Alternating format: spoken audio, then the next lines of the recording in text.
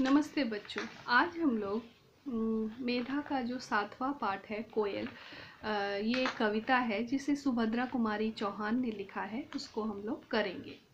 ये बहुत ही सुंदर कविता है जिसमें कोयल की विशेषता के बारे में बताया गया है कि कोयल किस तरह से मीठा मीठा गाती है और उसकी मीठे मीठे गाने की वजह से आम के अंदर मिश्री, आम जो है वो मीठी होती है, वो लोगों को बहुत अच्छा गाकर लोगों को सुख शांति देती है। तो पहले हम लोग सुभद्रा कुमारी चौहान के बारे में पढ़ेंगे। सुभद्रा कुमारी चौहान जी का जन्म 1904 में इलाहाबाद के एक संपन्न ठाकुर परिवार में हुआ। इन्हें बचपन से ही काव्य में बहुत प्रेम था, यानी बचपन से ही ये कविताएं करती थी। इनको कविताएं लिखने और वो गाने का बहुत शौक था बचपन से ही। इनके पिता इन्हें कविता करने के लिए प्रोत्साहन देने लगे, यानी इनके पिता जो थे वो इनको कविता करने के लिए बहुत उत्साहित करते रहते थे हमेशा। तथा माखनलाल चतुर्वेदी जी भी इनके मार्गदर्शन करते थे, यानी माखनलाल चतुर्वेदी जो हैं वो भी कवि थे। उन्होंने भी बहुत सारी कविताएं की हैं, उनके भी बहुत सारी कविताएं मशहूर थे। तो वो भी इनको बहुत इंस्पायर करते थे कविता लिखने के लिए, इनका मार्गदर्शन करते थे, मतलब इनको बताते थे कि किस तरह से कविताएं करें, क्या करना चाहिए। सुभद्रा जी की सरल सपाट आडंबरहीन खड़ी बोली तथा तुकांत छंदों की रचना कर रचित कविताएं युवकों में जोश भर देती हैं, यानी इनकी बहुत सारी कविताएं हैं जो कि बहुत इंस्पायरिंग है, बहुत सुंदर, बहुत ही सरल और सीधी सादी भाषा में इन्होंने लिखी है और ये हमेशा लोगों को बहुत इंस्पायर करती हैं तथा नारी सुलभ मन में चेतना जगाकर अश्रुधारा प्रवाहित करने का दम भरती हैं। यानी वो कविताएं ऐसी होती हैं जिनको पढ़ के इनके मनुष्य के अंदर जोश भी भर जाता है और कभी कभी आंसू की धारा भी बह जाती है।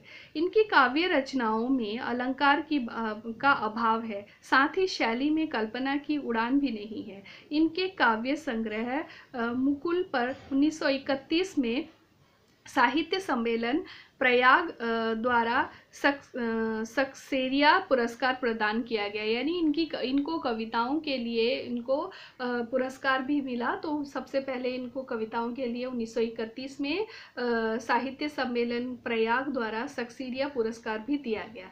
सुभद्रा जी की झांसी की रानी और वीरों का कैसा हो बसंत शीर्षक कविताएं आज भी हृदय में वीरता के भाव जागृत कर देते हैं। झांसी की रानी इनकी बहुत ही मशहूर कविता है। जैसे वो खूब लड़ी मर्दानी, वो तो झांसी वाली रानी थी, वो कविता आज भी जब भी इसका पाठ किया जाता है या जब भी इसको सुना जाता है तो सभी के रोंगटे खड़े हो जाते हैं।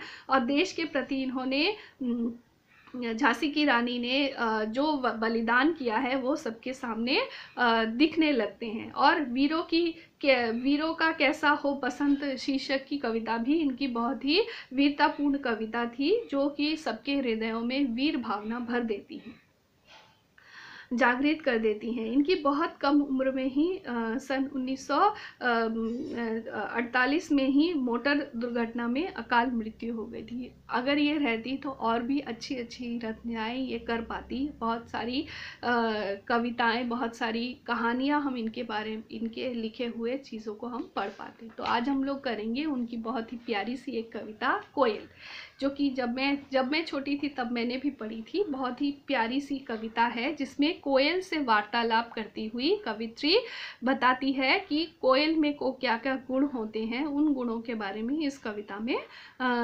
बखान किया गया है।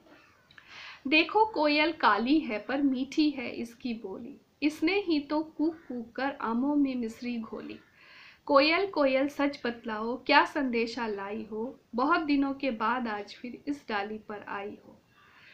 यही आम जो अभी लगे थे खट्टे खट्टे हरे हरे, कोयल कूकेगी तब होंगे पीले और रस भरे भरे। हमें देखकर टपक पड़ेंगे, हम खुश होकर खाएंगे, ऊपर कोयल गाएगी, नीचे उसे बुलाएंगे। क्या गाती हो किसे बुलाती, बतला दो कोयल रानी, प्यासी धरती देख मांगती हो क्या मेघों से पानी। कोयल यह मिठास क्या तुमने अपनी माँ से पाई है, माँ ने ही क्या तुमको मीठी बोली ये सिखलाई है। डाल डाल पर उड़ना गाना जिसने तुम्हें सिखाया है। सबसे मीठा मीठा बोलो यह भी तुम्हें बताया है। बहुत भली हो तुमने माँ की बात सदा ही मानी है, इसीलिए तो तुम कहलाती हो सब चिड़ियों की रानी। यानी अब हम लोग इस कविता की व्याख्या करेंगे। देखो कोयल काली है, यानी कोयल जो है वो काला है, काले रंग को अच्छा नहीं माना जाता है, फिर भी कह रहे हैं कि देखो कोयल काली है पर मीठी है इसकी बोली। यानी इसकी बोली क्या है, बहुत ही मीठी है। इसने ही तो कूक कूक कर आमों में मिश्री घोली। यानी इसने ही कूक कूक करके आमों के अंदर मिठास भरी है। मिश्री जो है वो मीठी होती है, तो मिठास जो है आम की इसने ही कूक कूक कर आमों के अंदर भर दिया है।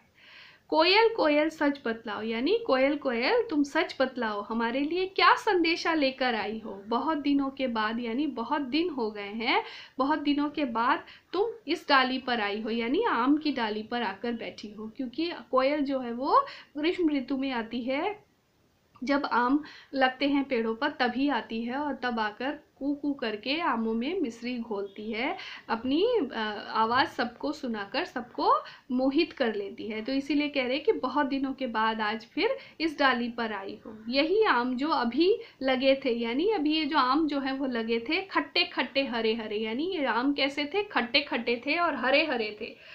कोयल कूकेगी तब होंगे, यानी कोयल जब आकर गाने लगेगी तब ये होंगे पीले और रस भरे। यानी ये जो आम है वो हरे हरे खट्टे खट्टे आम पीले हो जाएंगे और उनमें रस भर जाएंगे। हमें देखकर टपक पड़ेंगे, यानी ये आम क्या है, हमें जैसे ही हमें देखेंगे वो टपक पड़ेंगे, यानी गिर जाएंगे।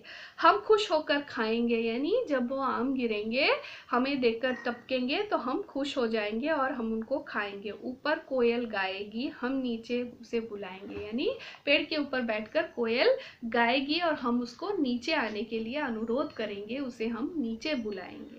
क्या गाती हो किसे बुलाती, बतला दो कोयल रानी। अब लेखिका जो है वो कोयल से पूछ रही है कि तुम क्या गाती हो, किसे बुला रही हो, बतला दो, बता दो कोयल रानी, हमें बता दो तुम किसको बुला रही हो। प्यासी धरती देख मांगती हो क्या मेघों से पानी, यानी तुम क्या प्यासी धरती को देखकर मेघों से पानी मांग रही हो। गर्मियों के मौसम में धरती जो है वो सूख गई है, तो मेघों को बुला बुलाकर तुम क्या धरती के लिए पानी मांग रही हो। कोयल ये मिठास क्या तुमने अपनी माँ से पाई है। मिठास यानी तुम ये जो कू कू करती हो, जो मीठी बोली तुमने अपनी माँ से पाई है।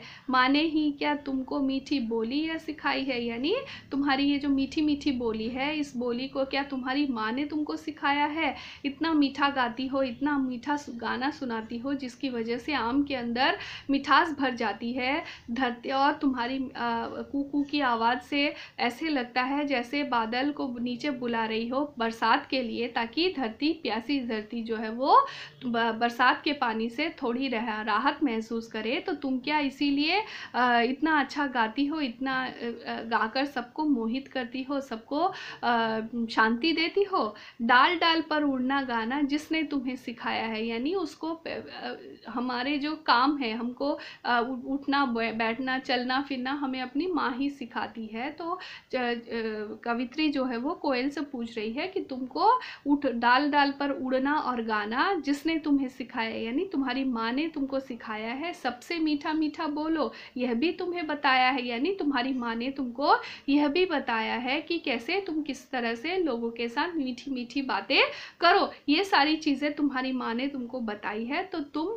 जो है वो कितनी अच्छी हो, बहुत भली हो तुमने माँ की बात सदा ही मानी है। यानी यहाँ पर बच्चों के लिए भी कहा है कि हमें भी, बच्चों को भी माँ की बात हमेशा माननी चाहिए, तभी वो सबके लिए बहुत प्रिय और बहुत अच्छे बन जाते हैं। तो कोयल के लिए कह रही है कि बहुत भली हो तुमने माँ की बात सदा ही मानी है, यानी हमेशा तुमने अपनी बात, माँ की बात मानी है। तुम बहुत अच्छी हो, तुम बहुत भली हो, इसीलिए तो तुम कहलाती, इसीलिए तुमको क्या कहा जाता है, सब चिड़ियों चिड़ियों की रानी इसीलिए कहा जाता है क्योंकि तुम क्या हो, तुम अपनी माँ की बात मानती हो। तुमने अपनी माँ की बात मानकर मीठी मीठी बोली सीखी है, सबसे अच्छी तरह से बोलना सीखा है।